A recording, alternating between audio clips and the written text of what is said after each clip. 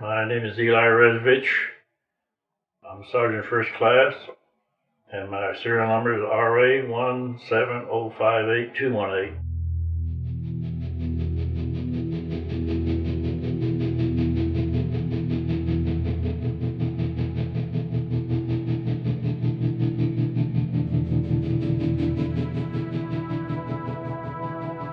$116 of us went by train up there out of the 10,000 troops that they tested, and they were testing all over the country.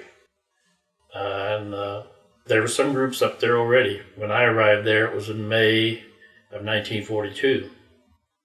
And shortly after we were there, then the Canadian soldiers, who were the other part of our unit, that were selected and picked, and they all had to be volunteers. Most of those were regular Army Canadian troops. But gradually, as we assimilated, our relationships to each other was based on our training experiences. We're in a Special Forces outfit, we knew that, and we had training in Montana, and 45 degree below zero temperature, we would be out on maneuvers, sleeping in eider-down sleeping bags under the snow, and then we had to learn how to use graphite on our weapons so they wouldn't freeze, and then we had to learn how to ski, and then of course we had some mountain climbing training, and then unarmed combat, demolition experts were teach us how to do things with explosives. We had to rappel down the bluffs of cliffs. So we went on long forced marches, which was like 25 miles or 75 miles in 3 days. And some people that couldn't make it were frightened. And there was a clause in our training program that they didn't hold it against anybody if they were frightened, that they would be shipped back to their regular army, but not to the units they came from, because it would be a reflection on them.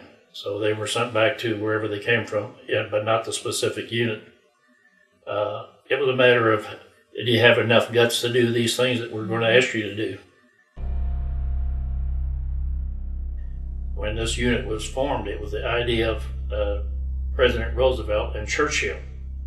The English, they wanted some special force group to be trained to knock out the heavy waterworks in Oslo, Norway, which was the basic structure for the atomic bombs. But in our training, by the time we were through, which was actually about 8 months of training, the Lancaster bombers had knocked out the heavy waterworks. So then they sent us to the Aleutian Islands.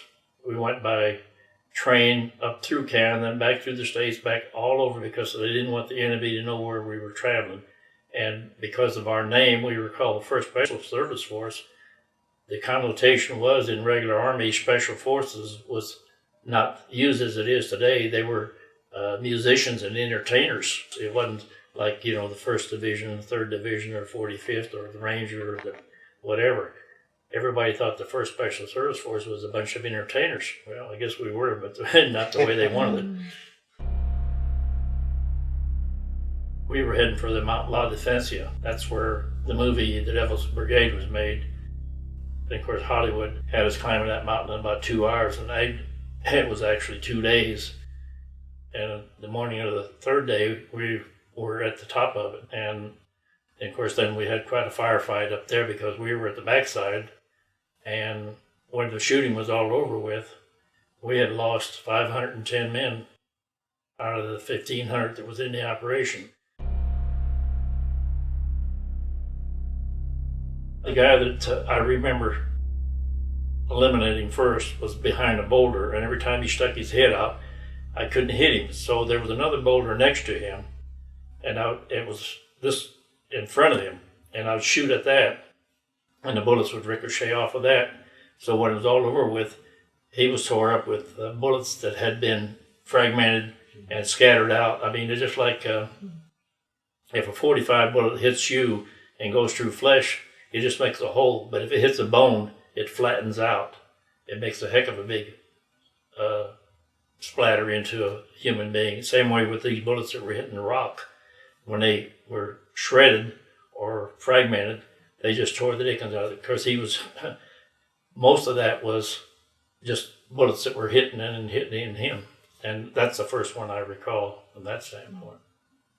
Realistically, when you get to doing all these things, it comes like second nature when you actually get in combat. Once you get the fear out of your system, It's just like when you're a prize fighter.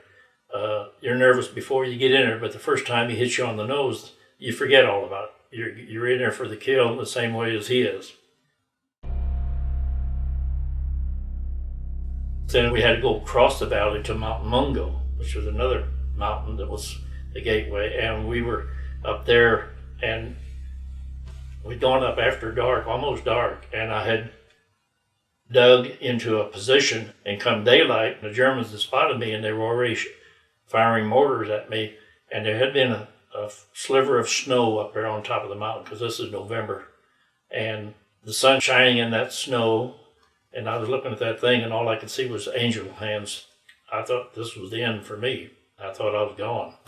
And by the time that that was transpiring, our spotters had spotted where those mortars were coming from, so they called back to our artillery and mortars too, and then they eliminated them from still shooting at me, so I was able to scramble back up over the hill.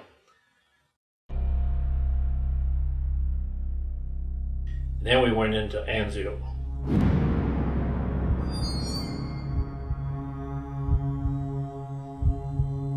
Most of our fighting had to be at night because we were 7 miles from the mountain range, and they're looking right down your throat. So we made these raids so extensive that they're just paralyzed. I mean, we would go out and we'd knock out gun positions or kill somebody, and we would take this patch that was with a back sticker on it and put it on the gun position. If it was, like we'd put a plastic explosive on it. What you do to knock out a gun is to mess up the breech or the barrel. That's what's minor, not big explosive. It wouldn't take much to knock out the breech of a gun. And in the individual that you killed, well, you just stuck that patch on their forehead. So that more or less terrorized them. That was our calling card. And there was one German lieutenant that was captured that was said to interrogators that they nicknamed us the Devils with the baggy pants because we had these mountain pants that would carry a lot of grenades and stuff, and we blackened our faces. So we were called the Black Devils. But they're fighting for their country, you're fighting for your country. And the only good soldier on that side is a dead one. That's the way you figure it, that's the way they figure it.